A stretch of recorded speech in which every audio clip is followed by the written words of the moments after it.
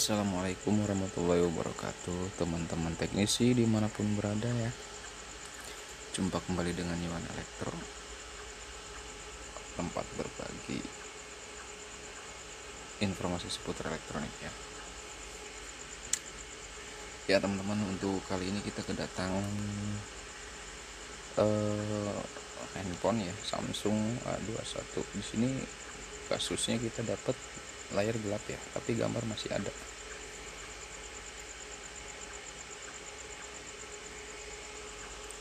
Ya teman-teman bisa lihat ya, di sini tadi udah saya start. Nah ini kan udah kelihatan ada tulisan Samsung yang masih kelihatan ya. Ini fix, berarti kalau gini kan masalah di backlight ya. Cuman yang jadi permasalahan kita yang harus kita cari ya, apa memang di backlight LCD-nya yang mati atau memang di area mesin yang bermasalah ya. Tapi sebelum kita bisa menyimpulkan itu semua, kita akan melakukan pengecekan ya secara khusus ya. Ya mungkin daripada kita bongkar LCD ya, mungkin kita akan cek di mesin aja dulu ya, seperti apa mesin ini, apa memang dia memang bermasalah di mesin atau memang di LCD ya. Sebentar saya buka dulu untuk backdoornya ya. Ini memang dari beberapa kasus ya untuk Samsung A21s ini ya, sebenarnya bukan Samsung A21s saja ya, dari handphone yang lainnya pun mungkin sering ya kasus kayak gini ya. Dan ini biasanya memang di area untuk backlight ya, atau di lampu ya, entah itu di inverter ya. Kalau saya bilang inverter ya, dia kan di handphone juga untuk lampu ini dia ada inverternya ya, ada rangkaian inverter lah, sama aja lah. Kalau di TV pun sama, ada rangkaian inverternya juga ya, untuk khususnya untuk ngangkat LED-nya ya, atau backlight-nya.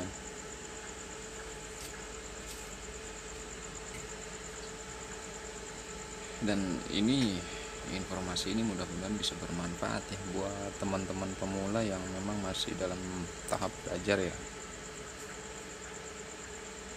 Ya mungkin banyak teman-teman yang lain, teman-teman teknisi lainnya yang udah nge-share di kasus yang sama seperti ini. Cuman kan kalau untuk perangkat handphone, khususnya elektronik lah ya, karena di TV atau di handphone pun sama kalau untuk display ini ya, artinya secara sistem atau secara kinerja sama ya. Dan memang untuk di TV aja saya sering mendapati kasus ya, memang belum sempat saya upload ya, atau memang mungkin belum, agak susah lah kalau TV itu kan gede banget. Paling untuk di handphone aja ya.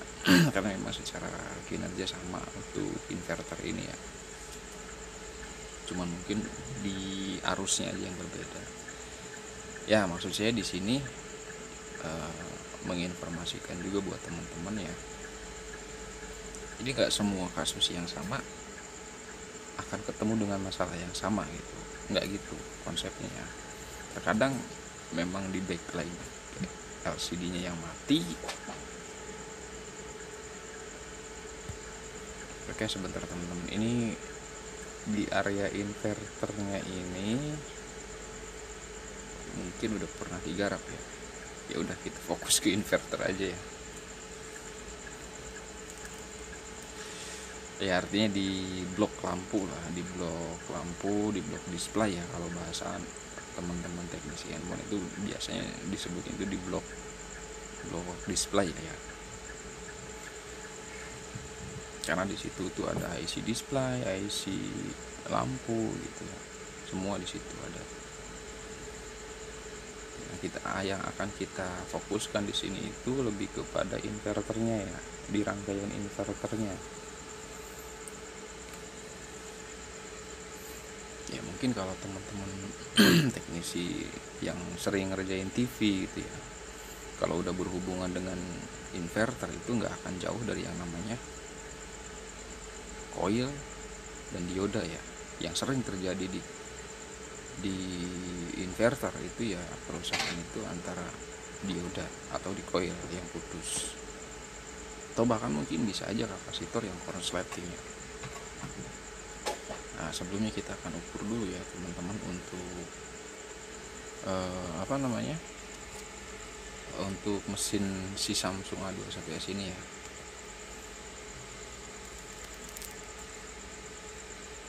Nah, untuk pengecekan yang sangat mendekati dengan kasus yang kita hadapi ini, fokus kepada masalah yang dihadapi aja ya. Berarti kita akan fokus ke inverter ya. Oke, di sini saya ngecek di bagian kapasitor nggak ada yang short ya. Di sini hambatan ada dia sekitar berapa tadi? 500 ya, 500 kurang lebih.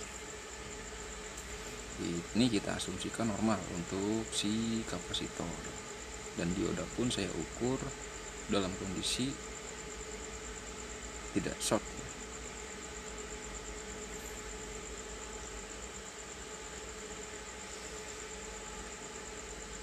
Nah, kalau kita udah dapet di kapasitor nggak ada yang konslet, dioda nggak ada yang konslet, kita akan lari ke coil ya. Kita akan cek coil yang sebelah sini nih, yang kecil ya. Ini yang langsung dari IC lampu ya, atau IC display ya. Karena memang biasanya di handphone itu ada yang satu paket di IC display itu. Nah, di sini kita dapat coil yang kecil yang deket banget ke IC, ke regulator yang, nah ini kita dapat hambatannya itu 300, sekitar 340 sekian ya hambatannya ya.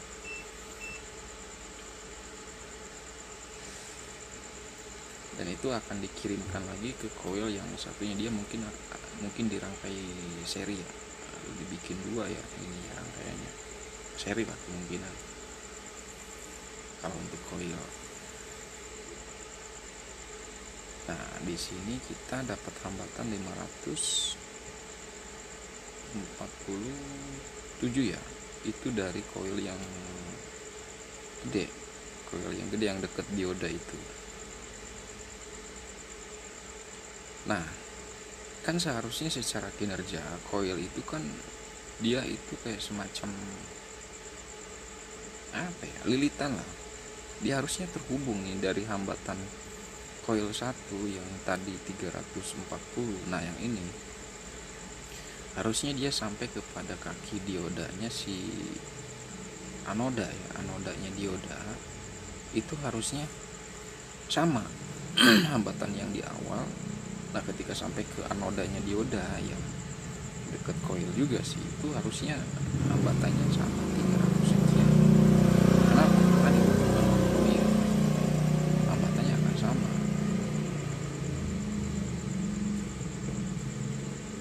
Nah, kita cek lagi coba di dioda kaki anodanya nih. Di anoda ini hambatannya hambatan yang dari hambatan utama ya. Kita akan coba perbesar ya, dekatkan lagi. Nih kelihatan nih teman-teman ya. Nah, ini coil yang ini jadi akan lari ke sini. Nah, dari sini akan dikirim lagi ke dioda. Dia akan dikirim ke sini, ke anoda, yang akan dilanjutkan ke kapasitor ya. Nah, disinilah katodanya, dan dia nggak akan balik nih, harus yang dari Tibet ya. Harusnya kan di sini kita harusnya mendapatkan hambatan 300 sekian, tapi ketika kita cek tadi di kaki anoda si dioda itu kita mendapatkan hambatan itu 500, yang artinya coil ini putus kalau dari perhitungan ampermeter ya. Oke, kita udah dapat satu penyebabnya nih. Kita akan coba ganti coilnya, akan kita ganti dengan coil yang sebenarnya kalau untuk coil bebas ya, kita bisa gunakan coil yang dari handphone lain ya. Kalau bisa itu dari ukuran fisik ya itu coba untuk cari yang sama ukuran besaran dari koilnya itu sendiri ya. Ya mungkin lebih tepatnya kita bisa cari di blok lampu handphone lain lah, atau di bloknya inverter di handphone lain ya. Bentar saya lagi nyari dulu mesinnya untuk penggantiannya. Karena kalau untuk si coil ini atau lilitan ini memang secara fungsi itu apa ya, mirip-mirip seperti resistor, cuman kalau resistor menghambat, kalau si coil itu cenderung lebih meningkatkan daya ya, atau meningkatkan tegangan ya. Nah di sini saya akan ngambil dari pipo berapa ini ya, intinya pipo lah, saya lupa ini seri berapa ini mesin-mesin yang ya buat kanibalan ya teman-teman. Nah ini yang saya tunjuk ini akan saya ambil ya, si coil ini. Oh mohon maaf, saya ralat tadi. Untuk coil dan resistor ini secara kerja memang hampir mirip sih, bukan sama ya, tapi hampir mirip. Cuman kalau si resistor ini dia menghambat karena resistansi ya, hambatan. Tapi kalau untuk coil dia lebih cenderung ke kayak membentuk peningkatan gelombang lah. Contoh misalkan dari ya intinya untuk memperkuat arus lah, memperkuat arus atau memperkuat daya. Makanya kalau teman-teman yang suka bermain DIY ya itu ya dia itu kalau kita menggunakan step up ya, modul-modul step up itu pasti ada coilnya, gede bahkan coilnya, karena dia memang berfungsi untuk meningkatkan gelombang ya, atau arus ya, arus, gelombang, bahkan tegangan itu bisa dinaikkan oleh si coil ini ya. Ya mungkin teman-teman nanti untuk mencari tahu informasi seputar coil, cara kerjanya coil itu teman-teman bisa cari kok di Google, kok banyak kok penjelasan tentang coil itu, bagaimana cara kerja dia itu banyak kok. Jadi di sini saya hanya ngambil singkatnya aja ya. Karena untuk pemula dasar-dasar komponen harus tahu ya. Kinerja si komponen-komponen elektron itu teman-teman harus tahu juga ya. Kayak dioda, coil, kapasitor gitu ya. Dan kapasitor juga kan ada yang mempunyai polaritas dan ada yang bolak-balik ya. Yang dipasang di handphone ini kebanyakan kapasitor ya, yang sifatnya dia bolak-balik, jadi bebas dipasang, mau seperti apapun dipasang dia nggak akan ngaruh ke korsleting ya, karena dia sifatnya bolak-balik ya. Beda dengan elko ya, kalau elko itu mempunyai kutub ya, plus dan minus. Ya di sini saya akan, aduh kameranya ngeblur teman-teman, sorry teman-teman, saya jadi lagi pas nyabut si coil ini memang kamera di atas, jadi saya nggak terlalu kontrol dalam kamera ya, mohon maaf ya teman-teman ya. Tapi yang jelas saya lagi ngangkat di bagian coil ya.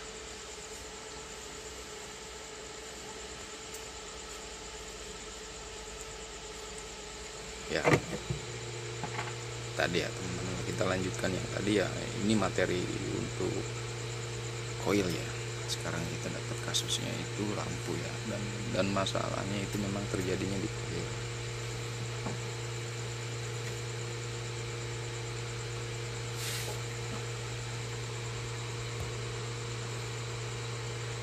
Ya ini teman-teman, ini untuk fisiknya ya, tadi saya cabut. Dan di area handphone lain punya di area lampu itu memang sering gitu, karena kan kalau coil ini rawan putus juga gitu. Kalau untuk apalagi dengan ketika kita menyalakan HP itu dengan kecerahan yang maksimal ya, itu bisa menyebabkan bahkan IC display bisa jebol kalau terus-terusan begitu. Mungkin ketika coilnya bagus, IC display yang jebol, bisa aja itu terjadi ya, sangat memungkinkan. Walaupun sebenarnya udah didesain sesuai handphone itu sendiri ya, tapi terkadang-kadang yang namanya perangkat elektronik itu ada aja kendala atau kadang ada aja trouble-nya ya.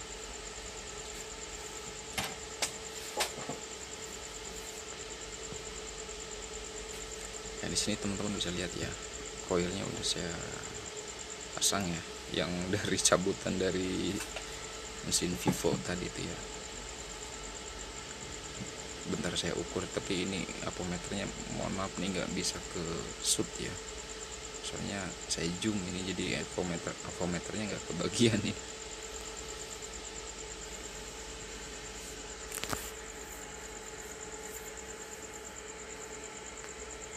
Jadi prinsip dasar dalam inverter itu, untuk inverter ya teman-teman, untuk lampu, materi dasarnya itu teman-teman harus fokus ke hal yang paling sederhana aja dulu. Dioda, koil, kapasitor. Kalau memang kapasitor, koil, dioda aman dalam pengukuran dan disitu terdapat regulator untuk display atau untuk lampu, ya itu yang kita hajar, regulatornya kita ganti. Tapi alhamdulillah untuk kasus sekarang kita mendapatkan koil yang putus ya, yang jebol. Oke, sebelum kita tes menggunakan LCD, saya akan tutup dulu untuk bagian inverternya ya, atau bagian blok lampunya, karena khawatirnya itu terjadi gesekan dengan bodi ya, yang bodi itu kan logam juga ya, yang bisa menimbulkan short juga.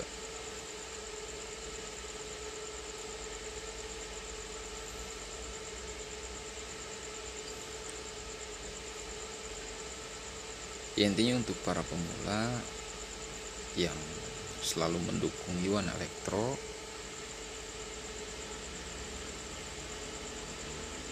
lakukanlah pengecekan itu di area yang paling memungkinkan ya teman-teman, dan pastikan pengecekan itu dari hal yang paling ringan dulu. Kenapa? Ya kita mengurangi resiko ya, kalau kita langsung hajar IC ya malah makin ribet kerjaan kita kan. Padahal yang bermasalah misalkan di koil atau di dioda, yang kerjaan harusnya selesai cepat, jadi jangan nambah. Oke, ini untuk mesin udah rapih ya, segini mah udah aman lah ya. Ini udah tinggal kita pasang ke body, ke LCD, ke frame, dan kita akan melakukan pengetesan bagaimana hasilnya setelah kita ganti koilnya. Memang mungkin kalau ketika kita hanya melihat kepada hasil, gantilah dia langsung koilnya, bisa, cuman nggak semua permasalahan handphone itu sama, kasus sama, tapi kadang permasalahannya berbeda. Contoh kasus lampu gelap, bisa aja yang terjadi itu di bagian LCD-nya itu sendiri.